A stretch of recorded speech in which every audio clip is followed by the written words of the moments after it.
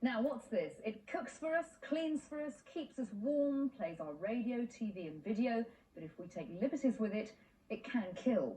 But all 16 million of us have got it. Guessed it? Electricity. In fact, it's bringing us to you right now. For most of us, it's just a convenience, but the moment there's the shortest power cut, we practically blow a fuse. Though when you stop and think, it's almost a miracle. Instant light, heat and power in every home in the land. Now, how do they do that? Most of us take electricity for granted. Whenever we need it, and whatever we need it for, it's always there, at the flick of a switch. There's nowhere in the country that doesn't have it round the clock, yet electricity on this scale can't be stored. It has to be produced minute by minute in just the right amount. It's a high-powered balancing act. If they make too much, it can blow the system. But if they don't make enough, there'll be power cuts, plunging entire cities into darkness. Yet somehow, they always seem to get it right. So how do they do that? It all starts here in one of the 68 major power stations in Britain. Some are powered by gas or nuclear fuel, but most, like the Drax power station here in Yorkshire, burn coal. Every day, this one power station receives some 35 trainloads of coal, each carrying up to 1,000 tonnes. This is stored in vast stockpiles that hold up to 3 million tonnes. Every day, the furnace in this station burns 36,000 tonnes of coal. That's nearly a tonne every 2 seconds. Above the furnace are 6 huge boilers. Each contains 480 kilometres of water-filled pipes. The water is transformed into superhot steam that drives 6 massive generators, and it's these that make our electricity, each one producing enough power to run a city the size of Leeds. As soon as it's made, up to 400,000 volts of electricity shoot out of the power station on a journey to our homes, factories, hospitals and schools. And it always ends up where it's wanted. How? Well, this man and his team at the National Grid Control Centre tell it where to go. They actually direct the flow of electricity throughout England and Wales. Electricity is very difficult to control. It tends to flow where it wants to go rather than where we want it to go. So the techniques that are used here are to restrict the power flows on our transmission system and force it to go the way we'd like. To us, electricity is invisible, but John and his team can see where it is. They track it on this giant map. This shows every power line in Britain. It's like a road map for electricity. As it flies across the country, sooner or later, it'll come across one of these, a substation. Once here, the power can be made to go in any number of directions. How?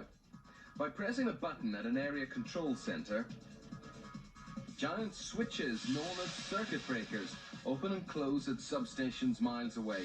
A closed circuit allows the electricity to proceed, an open circuit stops it. Through a succession of substations, electricity is guided to our homes and gradually reduced in power so it's the right voltage for all our household needs, however much we want. The demand changes quite quickly. There are very few periods in the day where it is stable. We tend to have a fairly flat demand from breakfast time to dinner time. It then falls in the early afternoon, and at this time of the year climbs very rapidly at tea time because it goes dark at the same time. So it's a very, very high peak at that time, particularly if it's cold as well. And it falls through the rest of the evening. So the demand is always increasing or falling. It's very rarely stationary. Yet John's team always seem to know how much we're going to use before we even use it. How? Well, for a start, they keep a close eye on the weather.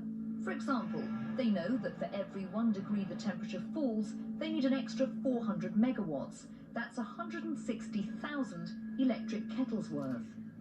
And one of the most frequent problems is caused by the kettle. When a popular TV show ends, so many people make a cuppa that it can cause a dramatic 10% surge in demand. It's called a TV pickup. So they scan the papers for any show that will command a large audience. We've detected in our monitoring that if David Jason is in something, then it's going to be popular. Only Fools and Horses and Open All Hours are the programmes that really are a very broad spectrum for the family and therefore be very popular, and therefore we have quite large TV pickups at the end of them. Timing is critical. They must anticipate the demand. So just as a popular programme is ending, the engineer calls up one of the rapid response units. This is the Dinorwig hydroelectric pumping station in North Wales. Within seconds of the call, floodgates are opened and, thanks to gravity, hundreds of thousands of gallons of water pour down from the reservoir. As it falls, the water turns turbines that drive generators. In just 15 seconds, each generator can produce a massive 300 megawatts. The highest pickup of all time was after the 1990 World Cup semi-final between England and West Germany, but it was somewhat astray. Traditionally, at the end of a TV programme, the demand for electricity starts to increase in 30 or 40 seconds. On this occasion, it didn't come for 3 or 4 minutes later. We can only believe that the whole populace was completely shell-shocked and couldn't believe that we'd lost the match. So from lumps of coal to cups of tea, from power stations and control rooms, past thousands of pylons, electricity keeps flowing. Just flick a switch, and there it is, the force that cheers.